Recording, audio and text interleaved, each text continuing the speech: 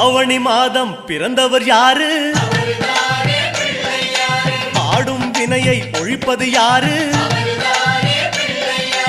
ஆதவன் வணங்கும் தெய்வம் யாரு? பூமியை தாங்கும் புண்ணியன் யாரு? அனலாசுரனை தின்றது யாரு? ஆணவம் நீக்கும் நாயகன் யாரு?